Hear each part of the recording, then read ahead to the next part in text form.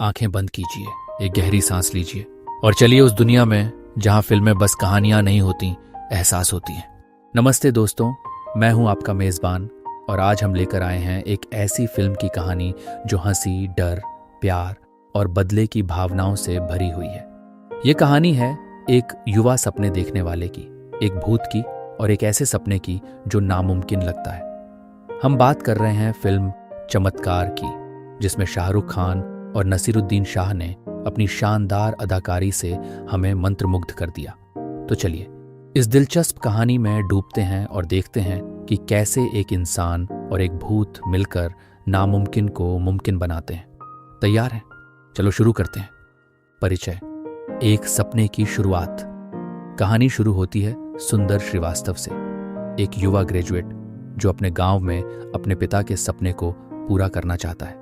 सुंदर का सपना है अपने आधे एकड़ की जमीन पर एक स्कूल खोलना, लेकिन उसके पास इसके लिए पैसे नहीं है। उसका बचपन का दोस्त प्रेम, जो मुंबई में एक चालाक ठग है, उसे अपनी जमीन गिरवी रखने के लिए मना लेता है। सुंदर भोला भाला है, वह प्रेम पर भरोसा करता है और मुंबई आ जाता है। लेकिन वहां पहुंचते ही उसे पता चलता है कि प्रेम उसके पैसे लेकर भाग गया है। अब सुंदर के पास न खाना है, न छत और न ही कोई जान पहचान। बेबस और हताश वो एक ईसाई कब्रिस्तान में रात बिताने को मजबूर हो जाता है।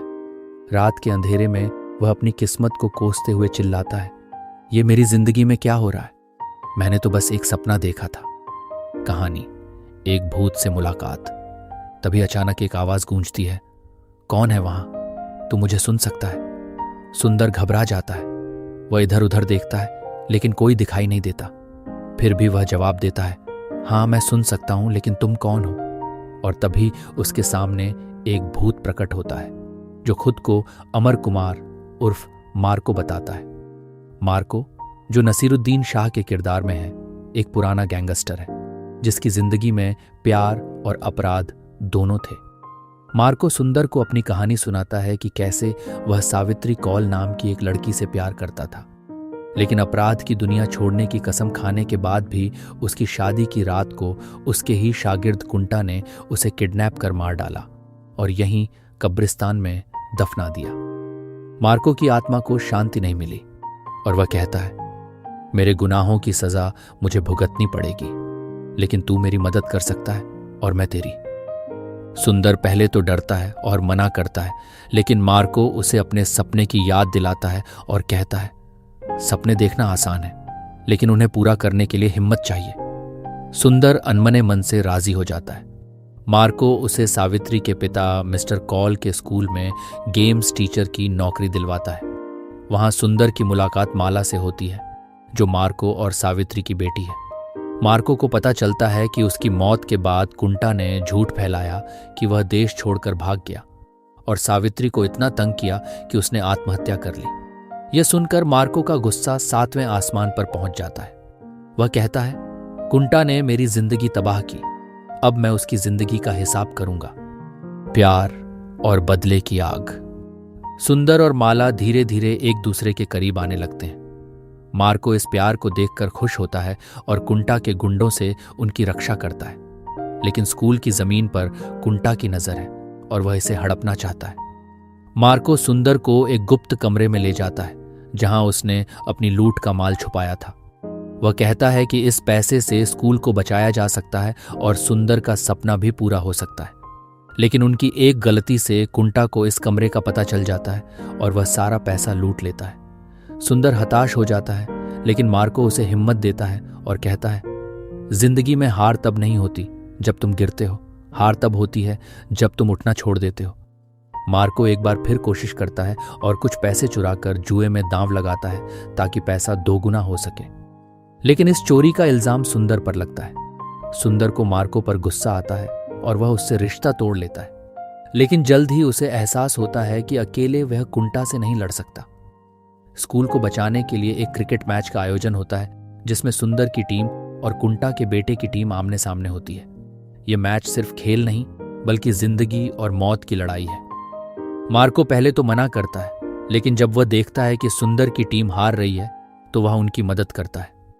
मार्को की आत्मा की ताकत से सुंदर की टीम जीत की ओर बढ़ती है। चरमोत्कर्ष। बदले और माफी का अंत। लेकिन कुंटा को शक हो जाता है कि सुंदर उसके राज जानता है। वह सुंदर और माला को किडनैप कर लेता है और उन्हें उसी जगह जिंदा दफनाने की कोशिश करता है जहां उसने मार्को को दफनाया था। मार्को अपनी पूरी ताकत लगाकर दोनों को बचा लेता है। वह कुंटा के गुंडों को सबक सिखाता है और कुंटा को हवा में लटका देता है। कुंटा डर से कांपने लगता है।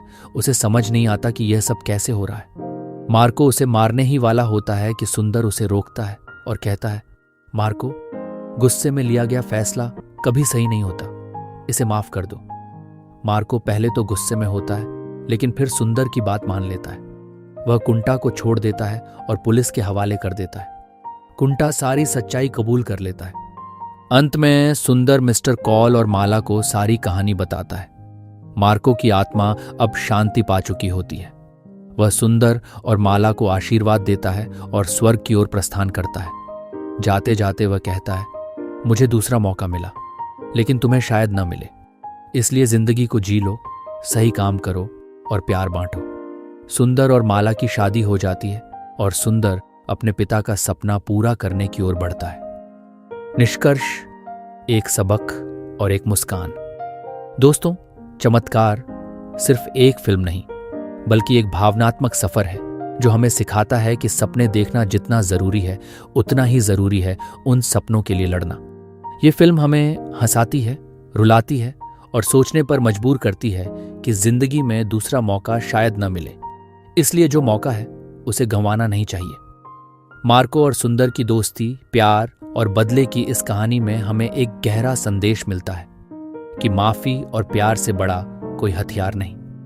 तो यह थी चमत्कार की कहानी, जो हमें हंसी और आंसुओं के बीच एक अनोखा सबक देती है। अगर आपको यह कहानी पसंद आई हो तो हमें जरूर बताइए।